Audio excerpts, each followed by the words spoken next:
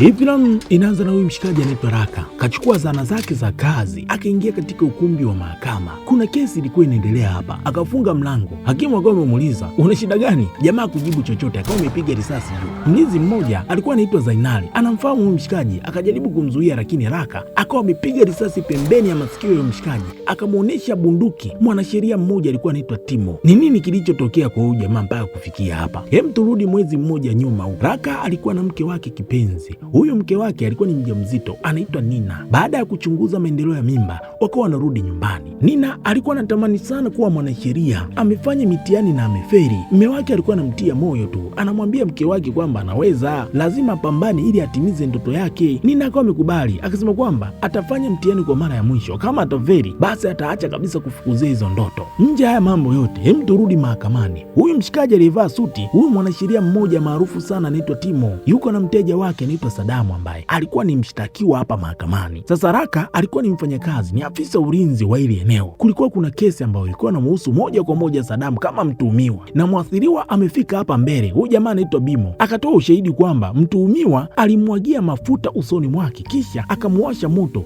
na kumchoma uso wake kwa sigara iliyokuwa na moto. Mwendesha mashtaka akasema kwamba madaktari wamethibitisha kwamba matibabu ya majeraha yake yamechukua muda, yametumia pesa za kutosha kwa sababu yalikuwa ni matibabu ya kiwango cha 3 na yalihitaji muda mrefu sana. Haya maneno yanalenga kwamba mtu aliyetenda hiki kitu anatakiwa kuadhibiwa na faini inatakiwa itoke. Lakini mwanasheria Timo akamtetea mtuhumiwa wake akasema kwamba Sadamu alikuwa anasumbuliwa na ugonjwa wa akili unaotokana na msongo mkubwa wa mawazo, na msongo huo wa mawazo upata alipokuwa anaomba kujiunga na chuo kikuu. Kwa mujibu wa Timo, hali hiyo ya kiakili ilimfanya mtuhumiwa ashindwe kutofautisha kati ya kosa la kijinai na jambo la kawaida. Kulingana na hali ambayo ilimkuta mteja wake, haoni kama kuna sababu ya msingi ya mahakama kumhukumu mteja wake. Hakimu akatoa hukumu akasema kwamba haoni kosa, mtu anayetuhumiwa alikuwa anasumbuliwa na mambo ya kiakili, hivyo akawa amemwachia huru bila adhabu ya aina yoyote. Aisee, hili jambo lilimkera sana mama yake Bimo, hakukubali kabisa hii hukumu, lakini atafanya nini sasa? Na yeye ni mnyonge. Sasa Raka akiwa anaweka mambo yake sawa, kuna mshikaji mmoja hapa anaitwa Samuri. Huyu yeye alikuwa ni mgeni sana kwenye hii kazi, anashangaa inawezekanaje mtu ushahidi upo wa kumfunga na hajafungwa. Raka akamwambia kwamba kwa sababu wewe ni mgeni kwenye hii kazi, endelea kukaakaa tu, utazoea tu, sheria inaweza kumwachia huru mtu mwenye hatia. Hapo hapo akawa amepigiwa simu, alikuwa ni mke wake, akamjuza kwamba kwa sasa amefaulu mtihani wake. Raka akawa amefurahi sana. Sasa akiwa hapo akamwona mama yake Bimo kashikilia tofali. Raka ikabidi kukatisha mazungumzo na mke wake ili kwenda kumzuia, kwa sababu mama yake Bimo alikuwa anamfuata Timo ili amtie tofali la kichwa. Raka akawa amefanyikiwa kumzuia kabla huyu mama hajatenda maafa zaidi. Kama shukrani, baba yake Sadamu ambaye alikuwa amemlipa Timo kuwa mwanasheria wa kijana wake akawa amempatia Raka vocha ya chakula katika mgahawa wa kifahari. Usiku huo Raka akawa amempeleka mke wake kwa ajili ya chakula cha jioni. Mgahawani hapo akawa amepiga stori nyingi sana. Mke akawa anashangaa mume wake ametoa wapi pesa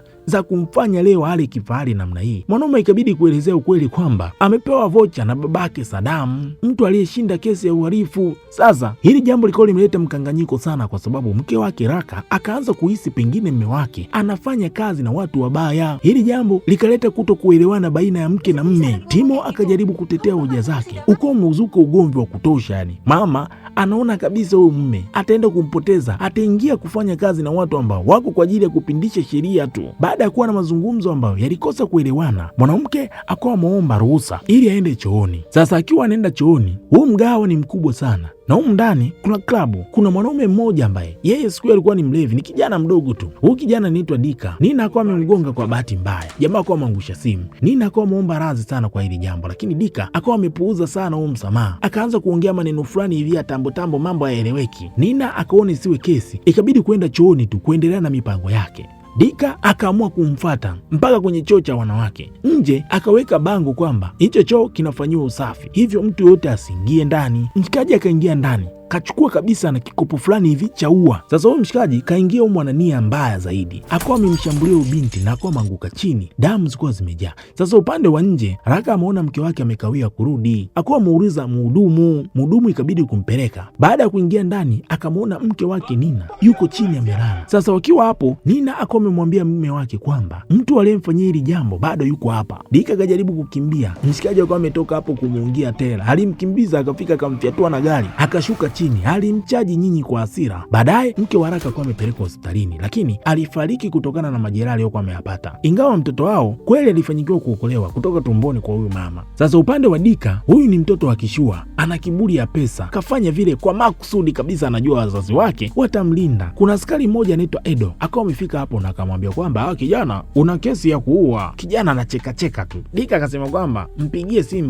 baba yake. Dika akawa amejulishwa hiyo habari. Huyu mzee anaitwa Bono kajulishwa kwamba mtoto wake anakabiliwa na kesi ya mauaji. Bono akatafuta mwanasheria mara moja, mwanasheria mtabe kwenye hizi mambo, na sio mwingine, ni kimbilio la wote, ni Timo, lakini ana bei. Sasa kwa sababu pesa ipo, akawa ametafutwa Timo, na Timo inavyoaminika kwamba hakuna kesi ngumu kwa huyo mshikaji, yani kesi ngumu ni kama mkate mbele ya chai tu kwa huyo jamaa. Wakaamua kupanga mbinu ya kufanya mauaji hayo ili yaonekane kama ajali ya kawaida tu iliyotokea kwa sababu ya ulevi wa Dika, ili ikiwezekana Dika adhabu yake ipunguzwe. Sasa Dika akawa amegoma kabisa, yani yeye hataki kwenda jela hata siku moja. Basi mwanasheria akamuuliza, nahitaji kujua kwa nini ulimuua Nina, yani kwa nini umuue mtu ambaye haumjui ni nani? Dika akasema kwamba mimi nataka kujua tu kama mtu anaweza kuua lakini bado akaonekana hana hatia, si unaweza kufanya hivyo? Chekecha sheria. Hasa wamekuja kugundua kwamba huyu kijana ni kichwa kibovu, yani kafanya tukio kwa makusudi. Baada ya hapo, Timo akaenda moja kwa moja kuonana na baba yake Dika, mzee Bono. Timo akaeleza uhalisia kwamba hili ni tatizo dogo sana kwake, yani hii kesi ni ndogo mno, amekutana na kesi kubwa, achana na hii kesi. Mzee kusikia hivyo akamwambia Timo kwamba panga mipango yako, nitakupatia fedha za kutosha, pia nitakupatia jengo kubwa sana la kifahari. Timo hili jambo liko limemtia hamasa sana, akaamua kuambia vijana wake kwamba wawekeze nguvu sana kwenye hiyo kesi kuliko kesi zingine. Kesi kweli ikaanza kusikilizwa. Mwendesha mashtaka anaitwa Burhan akaanza kumuuliza polisi Edo kuhusiana na ushahidi. Kwa mujibu wa ripoti ya wataalamu na uchunguzi, Nina alifariki kutokana na majeraha makubwa kichwani pamoja na kuchomwa tumboni kwa upande wa kushoto kwa kutumia kioo chenye urefu wa sentimita 25. Burhan akauliza kama walipata alama za vidole za Dika kwenye silaha iliyotumika. Edo akajibu kwamba wakati wa kukamatwa alikuwa amevaa gloves za pikipiki, hawakuweza kabisa kupata alama ya vidole kwenye silaha hiyo. Ikafika wakati wa Timo na yeye akaanza kuuliza maswali kama kawaida, akauliza unadhani kwa nini Dika angeweza kumuua Nina? Edo akasema kwamba katika kesi nyingi za watuhumiwa hakuna sababu maalum ya kufanya mauaji. Kuna matukio ya mauaji ambayo huwa hayahitaji sababu za aina yoyote za wazi. Shahidi wa pili anaitwa Gilang, alikuwa ndo mhudumu wa ule mgahawa na huyu ndiye aliyemsaidia Raka. Yeye akawa amethibitisha kwamba kweli alimuona Dika kwenye vyoo vya wanawake. Mwanzoni Gilang alitoa ushahidi kulingana na kile kilichotokea. Pia akasema kwamba hakukuwa na CCTV mbele ya choo kwa sababu eneo lile ni faragha wa wateja. Timo akawa amemuuliza, je, ulimuona Dika akimuua mwathirika? Gilang akajibu kwamba nilimuona Dika akiwa anatoka chooni mle anakimbia. Kisha akawa ameulizwa hali uliyoikuta pale chooni ilikuwaje? Gilang akasema kwamba Nina alikuwa amepoteza damu nyingi sana baada ya kuchomwa na kipande cha kioo, na kipande hicho cha kioo kilikuwa mikononi mwa mme wa mwathirika.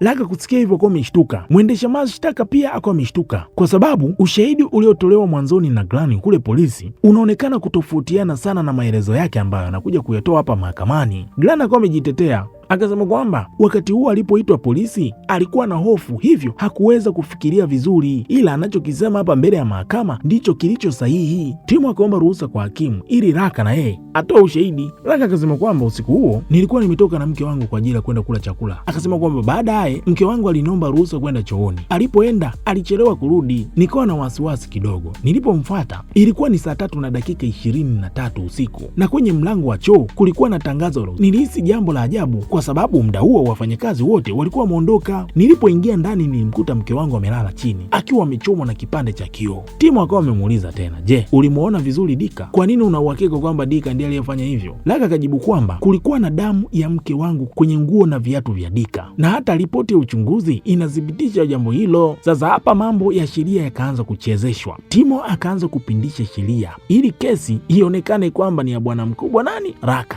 akasema kwamba inawezekana damu iliyokuwa kwenye nguo za Dika ilitokana na wewe kumkimbiza na kumpiga vibaya. Timo akaanza kumfanya Raka aonekane kama ndo mshtakiwa wa mauaji ya kumuua mke wake, kisha akaomba ruhusa ili aoneshe video fulani hivi ni ushahidi mahakamani. Hapo hiyo video ikaonyesha kwamba Raka alimgonga Dika kwa gari lake na kisha kumshambulia. Timo akasema kwamba vurugu hizo pekee tayari zinaonyesha kwamba huyu mtu anaonekana ni muuaji. Baada ya kuona video hii akauliza mahakama ni nani anayefaa kushukiwa. Raka akaanza kuwa na wasiwasi, akaanza kuona kabisa hapa zigo la dhambi linaenda kumwangukia. Nje ya mahakama Timo akamfuata Raka akaenda kumchana ukweli, akamwambia kwamba sikiliza, hili jambo ni la muda tu, halijalishi unaongea ukweli kiasi gani, huwezi kuchomoka kwenye hii kitu. Yani Timo akaonyesha kabisa makucha yake kwamba yani hii kesi ya mauaji inaenda kumwangukia Raka, kisha akawa ameondoka hapo. Sasa Raka akaanza kuwa na mashaka na Buriani pamoja na Timo. Siku hiyo akaamua kumfuatilia Buriani kwa sirisiri, akagundua kwamba Buriani anashirikiana na Timo na wamelipwa na Bono, yani baba yake Dika. Kweli siku hiyo walikuwa na kikao kizito sana, wakazungumza kwamba hakimu ambaye anasimamia hii kesi ni mtu mwadilifu sana na hawezi kabisa kuhongwa. Wanachotakiwa kukifanya ni kuchezesha hii kesi kwa ujanja zaidi. Hakimu sio mtu adili kabisa. Buriani akawa ameahidi kwamba hiyo kazi ni ndogo tu, wataipambania sana. Yani sasa hapo unakuja kugundua kwamba pande zote mbili wako pande mmoja. Yani hapo unaweza kuona unatetewa, kumbe ndo unaangamizwa. Raka kurudi kwa mtoto wake siku hiyo naye akawa amefariki dunia. Mama na mtoto wote wamepotea kwa sababu ya Dika. Kwa siri Raka akaamua kuweka kamera ili kuchunguza mambo ya Timo. Sasa na wakawa wamegundua kwamba baba yake Sadamu pamoja na gengi lake pamoja na Timo walishirikiana ili kumtisha Giran atoe ushahidi wa uongo, yani ule mhudumu wa kule kwenye mgahawa. Raka akaenda moja kwa moja kwenye klabu ya usiku ili kumtafuta Sadamu. Alipofika hapo akawachezeshea kichapo sana walinzi wa Sadamu na akamwambia kwamba dogo, sikiliza, siku ya tukio la mke wangu kufariki Dika alikuwa hapa na ni rafiki yako. Akamtishia kwamba unatakiwa kuja kusema ukweli mahakamani, la sivyo nitakutafuta. Raka baada ya kutoka hapo kenda moja kwa moja kwenye nyumba ambapo alikuwa anaishi Galani. Baada ya kufika hapo, Galani hayupo, tayari amekwisha kutoweka. Raka kenda moja kwa moja, huyu ni binti ambaye alikuwa anafanya naye kazi, anaitwa Wati, akawa anamhitaji amsaidie ili kumtafuta Galani. Akawa amesema kwamba yeye ana mpango wa kwenda kuiteka mahakama. Binti hakuunga moja kwa moja hoja hii jambo, lakini akawa amemwahidi tu atamsaidia kumtafuta Galani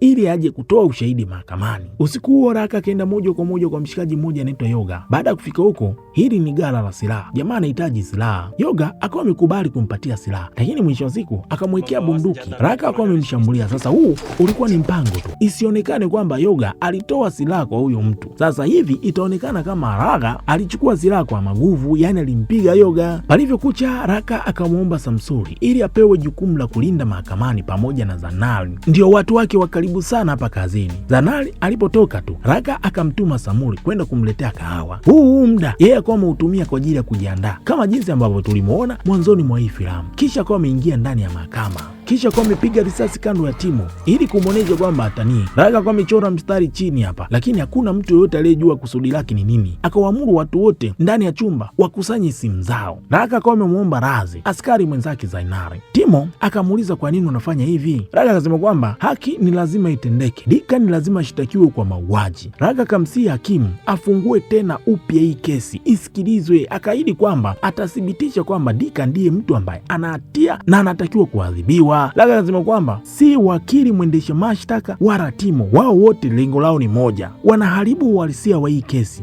kwa manufaa yao. Nje polisi ukawa ameanza kusogea. Polisi mwenye cheo chake anaitwa Kemari akawa amempigia Raka simu, akataka ajisalimishe Raka ili adhabu ipungue, lakini Raka akasema kwamba tayari amekwisha kuweka mabomu kadhaa kila eneo, kisha akawa ameripua kabisa sehemu moja ilipo na gari ili kumwonyesha kwamba niko serious na ninachokisema. Akawaambia kabisa polisi wasijaribu kuingilia wala kutumia nguvu kuingia ndani. Akawa amemvalisha Burhani mabomu. Sasa habari za utekaji huo zikawa gumzo kwenye vyombo vyote vya habari mpaka baba akidika zikawa zimemfikia. Raka akamsihi tena hakimu kuwa akikubali kesi hii isikilizwe upya atawaachia huru watu wote ambao hawahusiki moja kwa moja na hii kesi. Baada ya hukumu kutolewa, yeye akaapa kwamba atajisalimisha mwenyewe kwa mikono ya polisi, lakini ikiwa ombi lake litakataliwa, hataruhusu mtu yoyote kutoka humu ndani akiwa hai. Wakati wakiwa bize kuzungumza na hakimu, Burhan pamoja na mwingine wakawa wanajaribu kumshambulia Raka kwa nyuma, lakini Raka akawa amewadhibiti na mmoja akawa amemchapa risasi ya mkono. Hana matani kabisa, na Raka hakuwa anahitaji kabisa kufanya hili jambo. Akawa amemruhusu huyu jamaa aliyempiga risasi atolewe nje kwa ajili ya matibabu. Nje ya jengo hilo, mkuu wa kikosi maalum akaona kabisa Raka atakuwa anatumia vitisho tu, hakuna mahala popote ameweka mabomu wala hajajipanga kwa lolote. Akawa maamuru askari wake waingie kupitia mlango wa nyuma. Raka akawaona kwenye simu, akawaambia kabisa, naona kuna maaskari wanapita mlango ule, nimeweka mabomu. Kisha akaambia watu wote wafunike masikio, wakomelipua bomu. Raka akawaambia kwamba hilo ni onyo tu, hilo bomu nililolipua ni bomu ambalo ni la risasi za mipira. Raka anaonyesha kwamba hana nia ya kuua mtu wa aina yoyote, yeye anachokihitaji ni haki tu. Baada ya hapo, Raka mahakamani akaonyesha picha za Burhan pamoja na Timo walipokuwa wameenda moja kwa moja kukutana na Bono, baba akidika. Kisha akawa ametoa ripoti ya uchunguzi wa maiti. Kabla hajaikabidhi kwa hakimu, Timo akawa amechukua ripoti hiyo. Hakimu akawa amekubali ombi la Raka kuendelea na hii kesi kwa sharti moja tu. Raka ni lazima akubaliane na uamuzi wowote utakaotolewa wa mwisho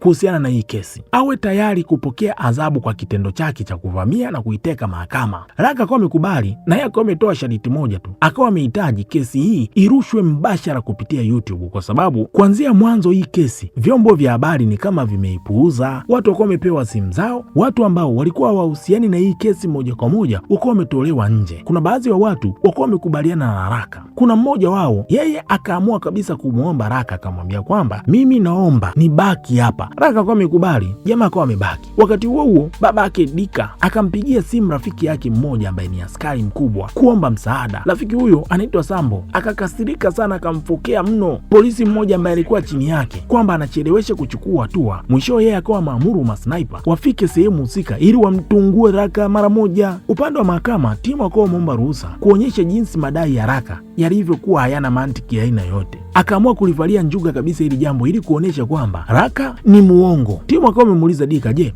unamfahamu Nina? Dika akasema hapana. Kama umfahamu, kwa nini ulikuwa umeenda choo cha wanawake? Dika akasema kwamba alikuwa na haraka na choo cha wanaume kilikuwa mbali, na pia alikuwa amelewa sana usiku huo. Alizani kwamba hakuna mtu yoyote kwa sababu kulikuwa na tangazo la usafi unaendelea, hivyo akaamua kuingia huko. Aliposogea karibu, alisikia kuna sauti, kisha akamuona Nina karibu na mlango. Muda mfupi baadaye akamuona Raka ameingia hapo, akaanza kugombana na mke wake Nina. Kwa mujibu wa Dika, alimuona Raka akiwa anahitaji kupata taraka. Kutokana na hasira zake alimshambulia mke wake na kumchoma kwa kipande cha kioo. Baada ya hapo, hakimu akawa amemwamuru Raka kuuliza maswali. Raka akawa amemuuliza Dika, umesema uliniona na mchoma Nina, kama ni kweli basi ni lazima utakuwa uliniona vizuri, nilikuwa nimevaa gloves za aina gani? Dika akasema kwamba haukuwa umevaa gloves. Raka akawa amesema kwamba kama sikuvaa gloves inawezekanaje nisiache alama zozote kwenye ile silaha? Timo kusikia hivyo akaomba kuonyeshwa video fulani hivi kuonesha kwamba Dika hana hatia. Kwenye video ilionyesha Raka pamoja na Nina walionekana wakiwa kwenye mabishano makubwa sana. Raka alionekana akiwa na hasira kubwa. Sasa Timo wakati anamhojihoji Raka anashangaa namna ambavyo kesi imepinduliwa na kuwa ya kwake. Akawa ameingia mpaka sehemu ambapo alikuwa amechora mstari. Alichora mstari kwa makusudi kwa sababu yeye ni askari mzoefu na alikuwa anajua kabisa hili eneo kwa masniper wanaweza kumpata. Na kwa bahati mbaya kweli, sniper akawa amefyatua risasi iko imempata mkono. Hakimu akakasirika sana kwa hili jambo. Akapigia simu polisi, akawafokea, akawaambia kwamba ingilie kabisa hiyo kesi.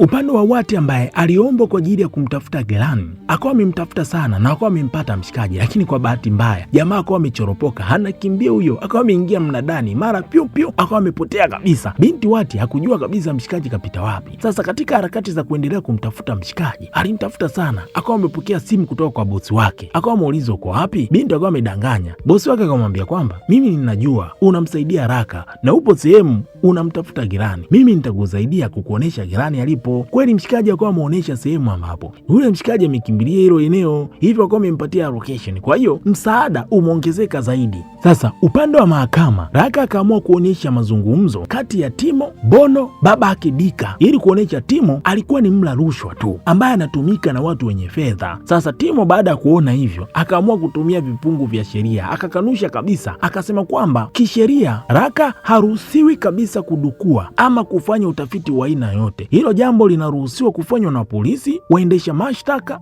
na taasisi zinazotambuliwa kisheria. Hakimu akawa amekubali, akasema kwamba hawawezi kabisa kutumia huo ushahidi mahakamani hapo. Hivyo Raka akawa amepigwa kati chembe kidevu. Raka akasema kwamba anataka tu kumkumbusha mtu ambaye anavunja sheria na kutoa ushahidi wa uongo hataweza kuishi kwa amani milele. Hiyo hatima itaendelea kumwandama maisha yake yote. Haya maneno yalimgonga sana bwana mkubwa Gilani huko alipokuwa anajificha. Alikuwa anafuatilia hii kesi moja kwa moja kwenye simu. Upande wa Walti kweli alikuwa amefika sehemu moja aliyokuwa ameelekezwa kwamba atamkuta Galani huko. Akiwa hapo, mara akawekwa chini ya ulinzi. Kugeuka ni Galani. Galani akamuuliza unatafuta nini hapa? Walti akasema kwamba anahitaji msaada wako. Galani akawa ameshusha bunduki chini. Hatukujua ni nini kinachoendelea hapa. Turudi upande wa mahakamani. Raka akawa amepata shahidi mwingine tena. Si mwingine ni Sadamu. Sadamu kafika hapo kwa ajili ya kutoa ushahidi. Sasa Sadamu ni rafiki yake Dika kinyama mno. Akawa ameulizwa kwamba siku ya tukio ulikuwa wapi? Mshikaji akasema kwamba mimi nilikuwa klabu, kwa sababu siku hiyo ndo siku ambayo mimi nilishinda kesi yangu. Akasema kwamba Dika alifika pale na alikwazwa sana baada ya kuona kwamba Sadamu ameshinda kesi yake ili hali alikuwa kweli kalitenda lile kosa. Kwenye mabishano yao, Dika alimwahidi kwamba Sadamu hata yeye anaweza kushinda kesi ya aina yoyote bila hata kujifanya kwamba yeye ni mwenda wazimu kama huyu jamaa, kwa sababu yeye kesi yake alishinda baada ya kuonyeshwa kwamba alikuwa na matatizo ya kiakili. Sasa hii inaonyesha kwamba Dika aliamua kutenda kosa la mauaji kwa makusudi tu ili kuonyesha nguvu ya pesa ambavyo inaweza kapindisha sheria. Timo kusikia hivyo akaamua kunukuu vifungo vya sheria na kuomba ruhusa kumhoji Sadamu. Akauliza, wewe unajua ni kwa nini haukukutwa na hatia kwenye kesi yako iliyopita? Sadamu akajibu, kwa sababu nilikuwa nakabiliwa na matatizo ya kiakili. Timo akasema kwamba matatizo yako ya kiakili yalikuwa ni makubwa sana. Ulikuwa unaishi katika hali ya kuona kitu na kusikia vitu visivyokuwepo. Hili jambo likaanza kumweka mashakani sana Sadamu, kwa sababu akaanza kuona kama akikiri kwamba alidanganywa kwamba alikuwa hana ugonjwa wa akili, maana yake hata kesi yake inaweza ikafunguliwa upya. Kwa sababu hiyo kijana ikabidi kukubali kwamba yeye ana ugonjwa wa akili. Kutokana na hali hiyo, hakimu akaukataa ushahidi wake, hawezi kupokea ushahidi kutoka kwa mtu ambaye ana ugonjwa wa akili. Kwa hiyo Raka mpaka sasa hana shahidi wa aina yote. Timo akamwambia hakimu ahukumu tu haraka haraka, hii kesi ishe, watu waondoke hapa ndani. Mara Raka kwa amepokea simu, kuna shahidi mmoja Gilani moja kwa moja kwa amempatia hakimu, na video hii kwa imewekwa hapo moja kwa moja inaonekana hapo. Hakimu akawa amemuuliza Gilani, je, ni kweli ulificha ukweli kuhusiana na kesi ya kwanza? Gilani akasema kwamba mwanasheria Timo alimfuata na kumlazimisha aseme uongo katika kesi yake ya kwanza. Timo alimtaka aifanye ionekane kana kwamba Raka ndiye aliyemuua mke wake. Hakimu akawa amekubali kwamba sawa, Timo anaweza kuwa amefanya hivyo, lakini je, kuna ushahidi wowote wa ziada kuonesha kwamba Dika ndio muuaji? Gilani akasema kwamba aliambiwa afute video zote za CCTV, lakini yeye hakufuta video moja ambayo ndio ya muhimu, na akaamua kuionyesha hapo wazi moja kwa moja. Akaonyesha video hiyo inaonyesha kwamba Nina baada ya kuingia katika choo cha wanawake, Dika alimfuata moja kwa moja na akachukua kile kibao cha tahadhari kwamba kuna matengenezo ama usafi katika vyoo vya wanawake, kisha akachukua chupa ya ua ambayo ilitumika kwa ajili ya kumpiga Nina. Hakimu akasema kwamba wazi kwamba Dika ndiye mtuhumiwa wa haya mauaji. Timo hana hata la kumtetea Dika. Dika akashikwa na hasira, akasema kwamba yule mwanamke ndiye alianza. Timo, fanya jambo, wewe umepewa pesa nyingi sana na mzee wangu, mimi sina hatia. Muda huu Timo kakaa kimya tu, hata vigoda vyake mwenyewe vinatetemeka kwa sababu ameshaanza kuona hapa ajira inaenda kuingia mchanga kweli. Baada ya haya yote, Raka akawa amejikabidhi kwa polisi yeye mwenyewe kama ahadi yake jinsi alivyokuwa maahidi. Dika alihukumiwa kifungo cha miaka 25 gerezani kwa kosa la mauaji ya kukusudia. Burhani pamoja na Timo na wao walikabiliwa na adhabu nzito mno ya kuvunja sheria na kupindisha haki. Bono baba yake Dika naye alifunguliwa mashtaka ya kuchochea mauaji na kuficha ushahidi. Uamuzi wa mwisho kabisa kuhusiana na Raka ulitolewa. Awali yeye alikuwa anashtakiwa na kosa la kumuua mke wake, lakini sasa akahukumiwa miaka 10 gerezani kwa kitendo chake alichokifanya cha kujifanya gaidi na kuteka mahakama. Walipokuwa wanatoka mahakamani hapo, Raka hisia zake zikamtuma kama anamwona mke wake akiwa ameonekana hapo na anampa pongezi kwa ushindi wake aliopata. Filamu hii inaishia hapa ikiwa na kuonyesha kwamba mahakama sio ukweli pekee utakao kufanya ushinde vita. Subscribe, like, comment. Karibu.